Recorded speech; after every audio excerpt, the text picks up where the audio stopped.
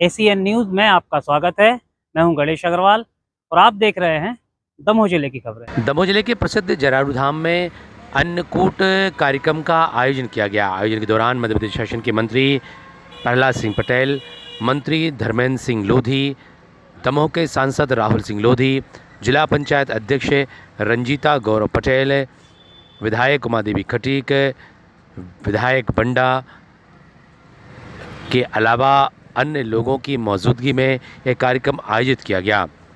मालूम हो कि बीते करीब 9 वर्षों से लगातार यह कार्यक्रम यहाँ पर आयोजित किया जा रहा है, जहाँ पर बड़ी संख्या में लोग एकत्रित होकर के अन्नकूट पूजन में हिस्सेदारी करते हैं, साथ ही यहाँ पर अन्नकूट का प्रसाद भी ग्रहण करते हैं। आयोजन के लिए मध्य प्रदेश शासन के मंत्री प्रहलाद सिंह पटेल विशेष रूप से जरारू धाम पहुँचे, जहाँ पर उनके द्वारा इस आयोजन में अपनी हिस्सेदारी दर्ज की गई।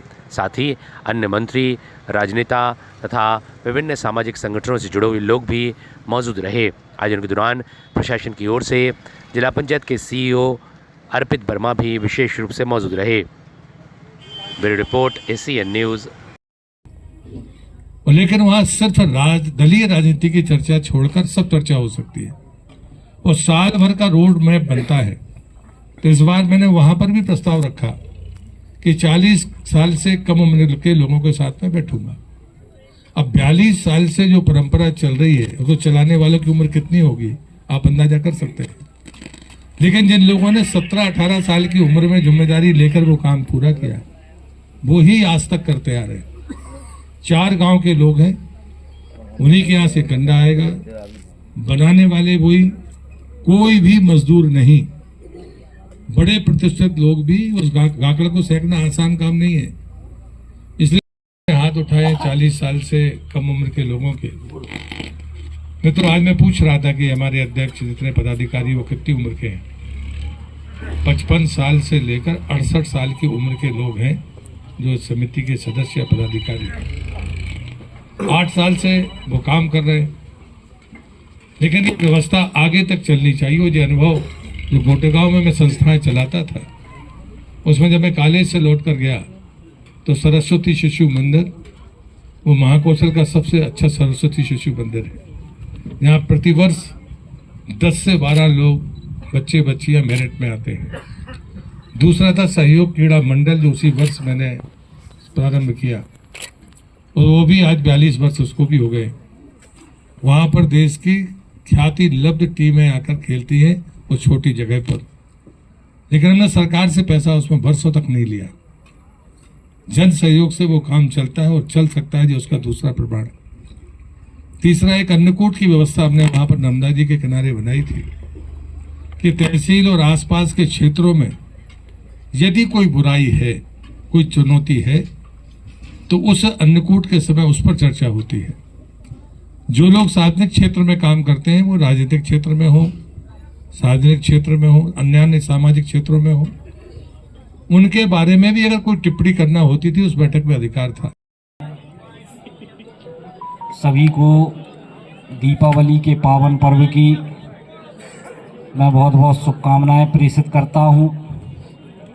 और आज अन्नकूट का ये कार्यक्रम लगातार जब से गौशाला बनी है तब से ये निरंतर कार्यक्रम चल रहा है। तो आदरणीय प्रहलाद पटेल जी के नेतृत्व में ये जो गौशाला है बहुत अच्छे तरीके से संचालित हो रही है। तो इसमें सभी लोग बढ़ चढ़कर सहयोग कर रहे हैं। पुनः आप सभी को दीपावली के पावन पर्व की, अन्नकूट के कार्यक्रम की मैं बहुत बहुत शुभकामनाएं देता हूं और माँ लक्ष्मी से प्रार्थना करता हूं कि हे माँ, सब सुखी हों, सब निरोगी हों, सबका मंगल हो, सबका कल्याण हो। इतनी ही बात मैं कहना चाहता था। बोले भारत माता की। जोरदार ताली बजाकर उनका अभिवादन करें। सम्मानित मंच और वंदन और अभिनंदन करता हूं।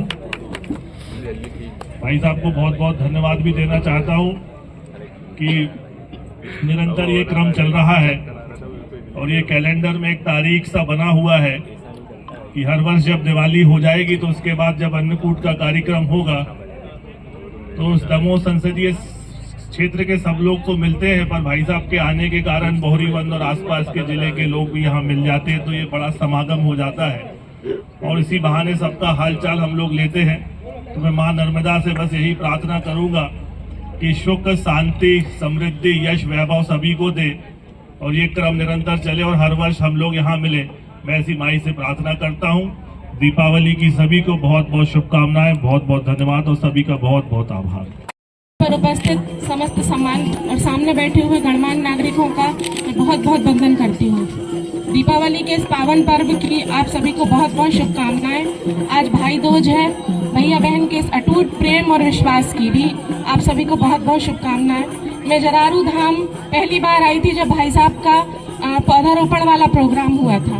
मुझे बहुत अच्छा लगा क्योंकि मैंने शायद जीवन में 4-6 बार ही पेड़ लगाए थे और यहाँ बहुत बड़ी संख्या में हम लोगों ने पेड़ लगाए थे।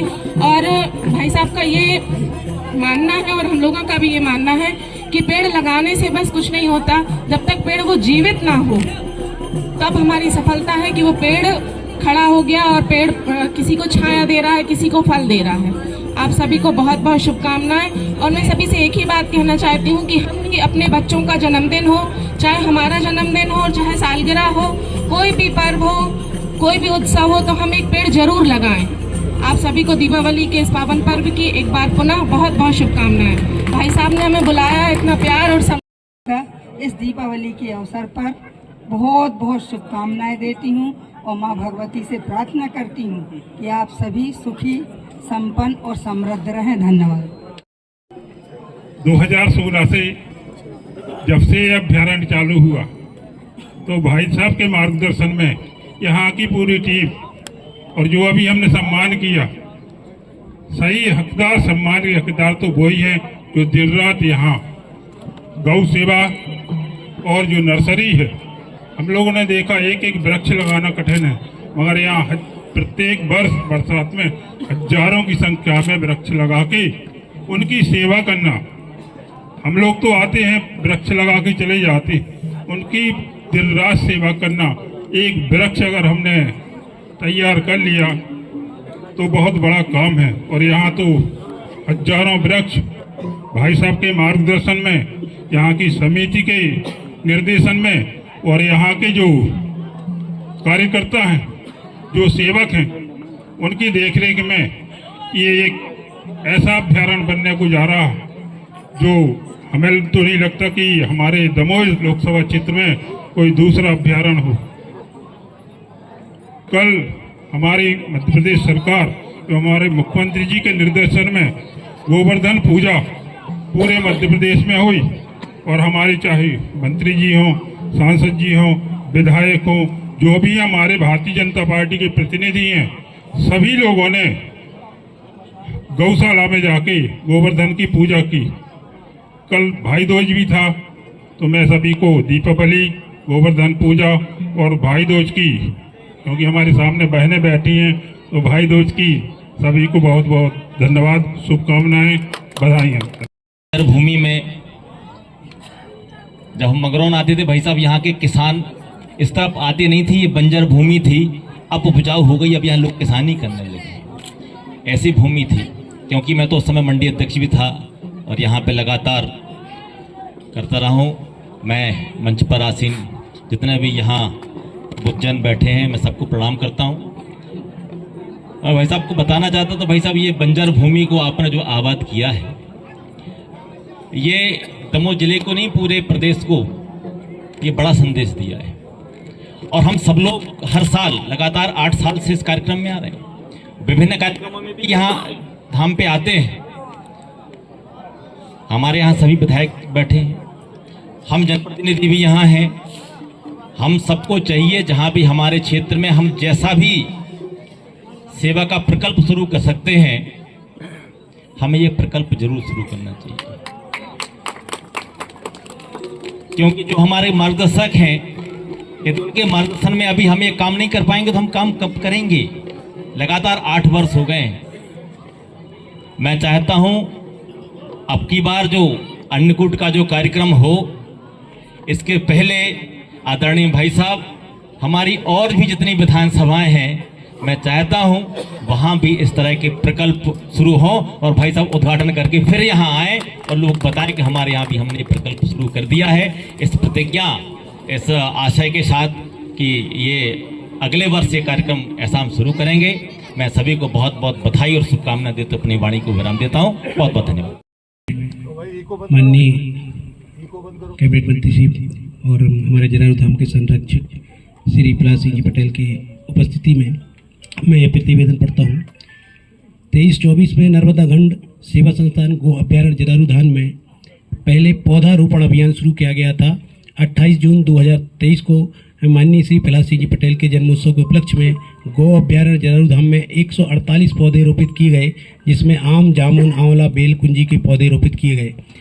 नशा मुक्ति शपथ दिनांक 28 जून 2023 को माननीय मंत्री जी की उपस्थिति में उनके द्वारा ही गौ संरक्षण, पर्यावरण संरक्षण एवं नशा मुक्ति के संबंध में बैठक का आयोजन किया गया।